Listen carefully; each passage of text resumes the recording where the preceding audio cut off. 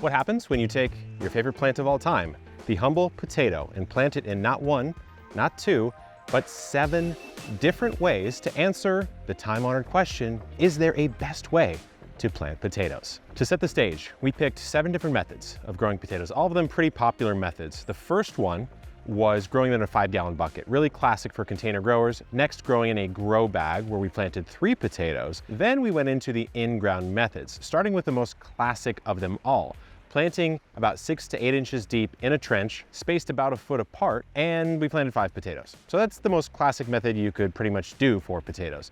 Then we decided to see what happens if you planted 1 potato 12 inches deep in the ground, under the theory that maybe you'll just get more potatoes.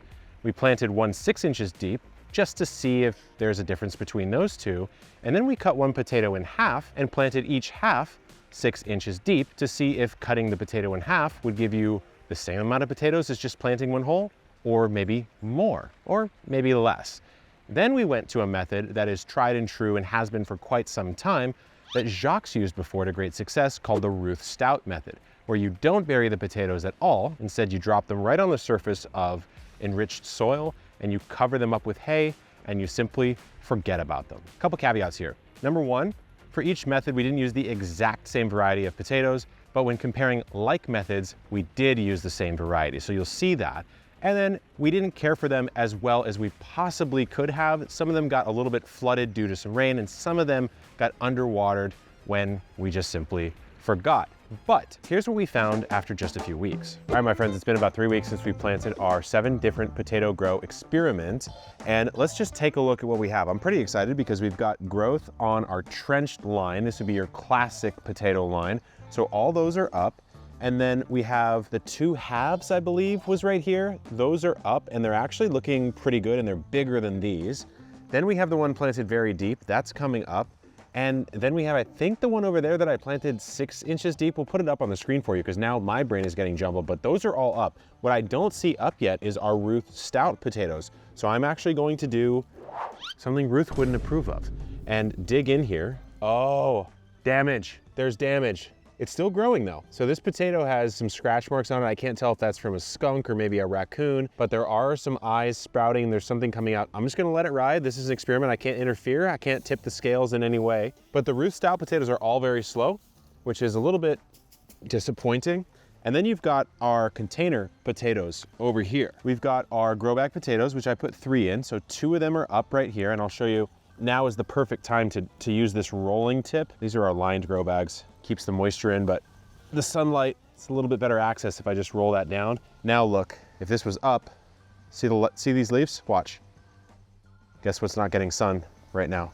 Fun little tip on the grow bags, but only 2 of the 3 are up here, which is a bit interesting. I'm wondering, oh no, there it is. Got a little guy right there. And then our 5-gallon bucket, I'll show you. I did not drill any holes in this. And so when it rained, I actually had to hold this and turn it upside down and like dump all the water out. As you can see, there's a little bit more in there. Ooh, that's some stinky potato water. But we actually do have a sprout. I just went 1 per right here. So this is also coming. So right now, 3 weeks into the experiment, every single method isn't dead yet, which is, I think, the best that we can ask for, with Ruth Stout being the slowest and some of these cut in half, buried relatively shallow, being the fastest. So comment down below what you think will win. I'm still out to lunch. I have no idea. I'm guessing maybe these 2 cut in half will do okay, but we'll have to see in maybe another month or so. Been a few weeks and some interesting results so far. The trenched tomatoes, the more classic presentation, they look good. They look very healthy, but they are quite a bit shorter than any of the ones in the middle here. This one being our 6-inch deep planted whole potato. This is our cut in half and planted 6 inches deep, and this is our 12 inches deep. And this one, of course, being deeper, makes sense that it is not as tall. It, in fact, kind of feels a little bit like the height of the trenched ones. Now, surprising to me is that our Ruth Stout potatoes, some of them have yet to fully come up, although there is one over there, and there's one kind of hiding underneath the netting over here. I'm not exactly sure why. I've dug up, they are growing, they're just very slow. I suspect maybe because they're not fully submerged in the ground, perhaps that does not trigger proper growth. We'll have to see. But over here in our containers, both are doing really well, but they're also both slower than any single method except for the Ruth Stout. So let's let them keep growing and see what we find. It's a beautiful sunny day in early May, and the potatoes have really come into their own. So what I'm noticing is our trenched method, beautiful, green, lush. The middle method with split and very depth buried potatoes, it's taller, but there's a little bit more of a frill to the leaf, a little more texture to the leaf. Now, I don't know if I planted the exact same variety, so that could be part of it. And then you get over to the buckets. The buckets are starting to disappoint me. Not in the sense that I would not even recommend the method, because if you don't have space, you're growing in a grow bag, there's no problem whatsoever. But these guys are clearly lagging behind any of the methods in ground. And then the 5-gallon bucket with no drainage holes, this is by far the most stunted. Now, I think you could make an argument for drilling some drainage holes in the bottom. Maybe that would have improved it. But honestly, even this one is outperforming. Now, the thing that's really surprising to me is that the Ruth Stout potatoes over here, buried in the straw, have finally come up. And they've come up in a bit of a spotty fashion. So you can see this one really just started to come up, and this is our most developed potato. But what I want to show you is something that I honestly didn't think they'd sprout. So I went in to dig them up and look, and I'll show you what we've got going on here. Look what you see around here. See these little pill bugs? Well, why are there so many pill bugs in this area? It's because there's a lot of this dead material, this straw. And so if you take a look at this potato right here that we dropped in, it has little tendrils coming out that are sprouting out of the eyes, but there's a lot of this pill bug activity that is impeding the growth. It might be eating these little tips and slowing down the Ruth Stout. And so I would say Ruth Stout, it's less effort than some of these methods, but it's not that much less effort. These don't take that much time. So right now I'm actually pretty bearish, let's say. I'm not really high on the Ruth Stout method, but we'll see. The next time I check in with you guys, it'll be time to harvest and count and, importantly, weigh. The day is finally here, my friends. I am sitting in a wasteland of potato debris because I've exercised patience and waited until the potato is fully died back. This is a tip I got from my friend. Potato Ty is a potato farmer up in Canada, grows a huge amount of potatoes every single year on the commercial level. He said the best way to make sure your potatoes are ready to harvest, but also ready to store for as long as possible, is wait until the top leaves die back and then wait a couple weeks. So that's what I've done. That's why it looks so bad. Let's figure out what we've got going on underneath the soil. Starting off with our 5-gallon bucket. I'm not optimistic about this one because there were not holes drilled in the bottom. We had a couple rains. So let's see what we got. Nice clean tuck here. Problem with this one, oh man, this is gonna be bad. Ooh, this is bad. We got literally 3 tiny little potatoes. 4, very bad. I would call this one a complete fail. Now, some of this might be grower's error because, like I said, I probably should have drilled some holes in the bottom, but regardless, I did this experiment years ago and I also found 5-gallon buckets weren't super strong for me at that point in time. So, onto the grow bag. And these grew a little bit better, I noticed, but I'm still thinking I might have some potato problems here. Let's see what we got going on. Okay, I'm starting to see some. They're not super big, still a touch small, but we didn't have as much of a problem here with overwatering because the grow bags are porous, so they lost water. These aren't big. I'd call these more like a new potato, which is actually a delicacy. Oh, that's a decent sized one. Okay, a handful.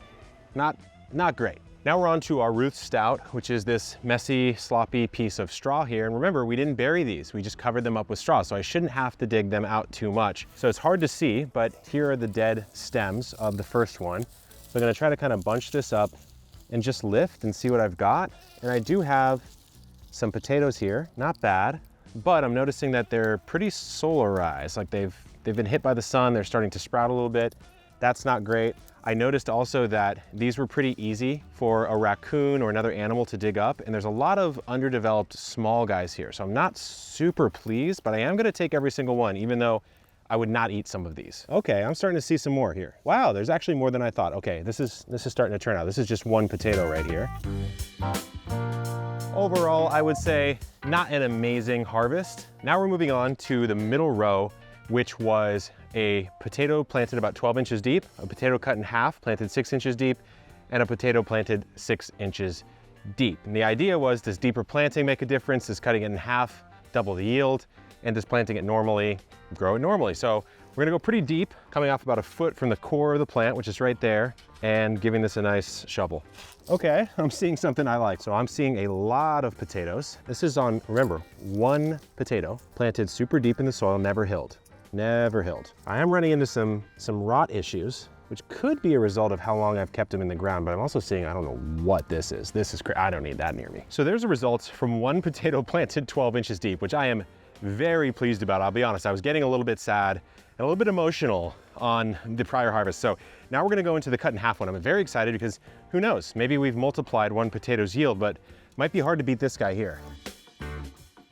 So there's our pile for the split potato. Actually a little bit less yield. Now some of them are a little bit rotted out. That's a grower's error. We probably left them in a touch too long, but it's close enough. Now on to the single potato planted 6 inches deep, which is sort of the most simple way you could plant a single potato plant. Okay, wow, I'm seeing something I really, look at that. This is what I've been hoping to pull up this whole time, guys. What I notice here is I got to them a little bit earlier. This plant isn't fully died back, and there's a lot more size on the individual potatoes here, which is great to see. So less potatoes on that one, but of a greater size and density. So we'll see if that weighs more. Now we got to get to the one I'm the most optimistic about, which is the classic trenched potato row, starting over here. So we've done the harvest and I have a lot of thoughts, but before I share them, let's do the official count and weigh. It's time, my friends. Let's figure out what we did. And starting off with the one I'm absolutely the most ashamed about, the 5-gallon bucket. It's so bad. It is 5 tiny little potatoes at 0.6 ounces. I can't even believe that I am showing that. That's so pathetic. And so that's 100% on me. I grew those incorrectly. They got a little bit too moist and they stunted out. So that's not the most indicative of how well this did, but nevertheless, it's the result I got. I think Eric grew those potatoes, not me, so blame it on him. But we got the grow bag up next. Marginally better, but remember, we did plant 3 potatoes in here. So to have this yield off of 3 potatoes is not great. We have 15 potatoes clocking in at 12.1 ounces, so less than an ounce per potato. Next up, we've got our Ruth Stout potatoes. A little bit better here, but the problem we ran into is just they weren't as covered as they should have been, and they were easy to access by pests. So we got 43 potatoes of various sizes, clocking in at 2 pounds, 13 ounces. Next up, we're getting into something a little more exciting. This is the standard single potato planted 6 inches deep, and we have